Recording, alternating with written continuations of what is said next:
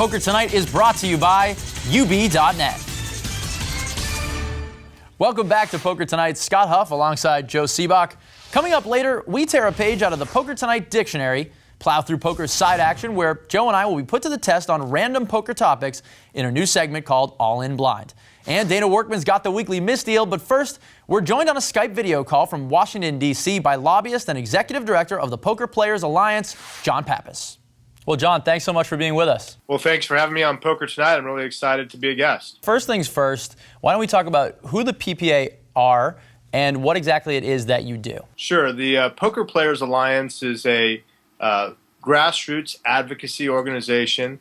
We're dedicated to protecting the rights of poker players, whether they play online, offline, in home games, at casino, card rooms, etc. We are really an advocate for the game of poker and for the people who play the game. Obviously, the big news this week was the UIGEA implementation laws being pushed back 6 months, now all the way until June. How exactly did you go about accomplishing this, and how big of a win is it for your organization? It was a law that was passed in 2006 that tries to prevent people from being able to deposit money onto unlawful internet gambling sites, whatever that may be. And that really there lies the rub, that there is no definition of it. And we would argue, and quite credibly, that online poker isn't unlawful internet gambling. Anyways, this law passed in 2006, and over the last 3 years, they've been trying to enforce it through regulations. Well, the regulations were set to be due on December 1st of 2009, and through a petition that the PPA filed with the Department of Treasury and the Federal Reserve Board, we asked for a year-long delay, and just last week, on November 27th, we were granted a 6-month delay of enforcement of this bill. So what that means is that it gives us 6 months to work with Congress to try to clarify the law so that it won't affect people who want to play poker on the internet. How much of a victory are you considering this? You know, obviously you didn't get exactly what you wanted, but you certainly got something. Well, we got the half loaf, but actually, in hindsight, I think there's a real silver lining here, because what we've done is really put the onus back on Congress to say, hey, here's the time period that the administration, the Treasury, and the Department, and the Treasury Department and the Federal Reserve has said, you need to use this 6 months to try to clarify the law legislatively. I think that's a really positive thing for us. We're really going to be pushing the Congress to move quickly, and in fact, just this week, the House Financial Services Committee is going to hold a hearing on a bill that seeks to license and regulate internet poker as well as other forms of internet gaming. So we're already seeing some good progress, and we're hoping that this momentum carries over into 2010.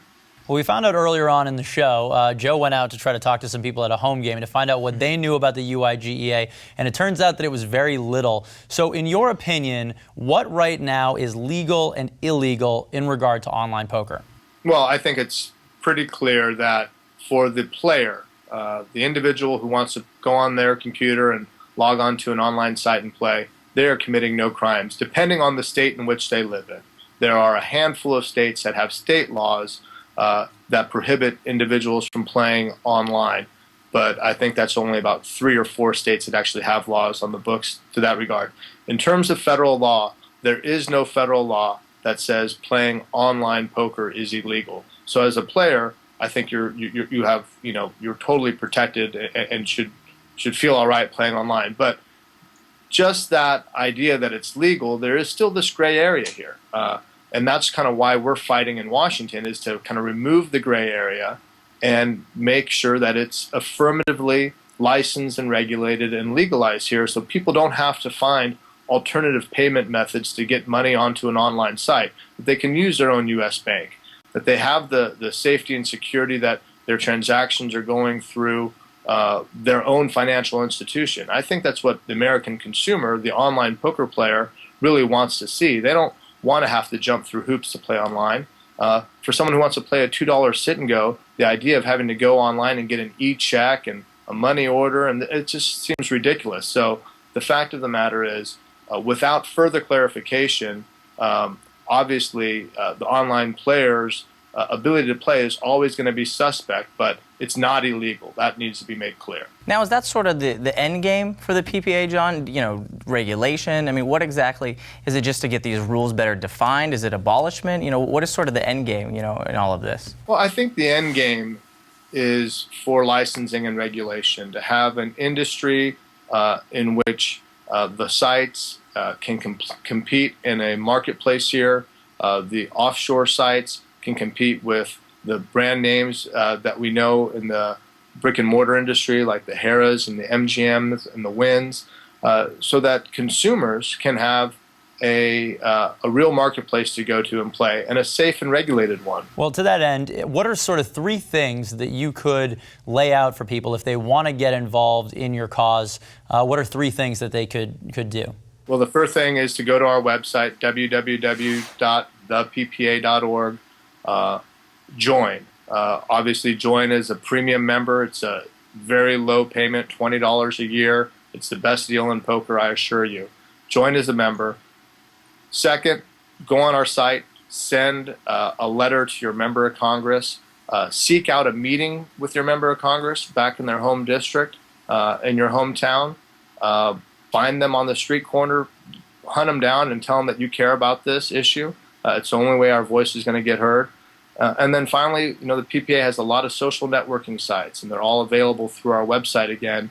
Everything from Facebook, Twitter, MySpace. We're very connected that way, and people can easily follow and learn about what's going on with the PPA and our efforts through those social networking sites.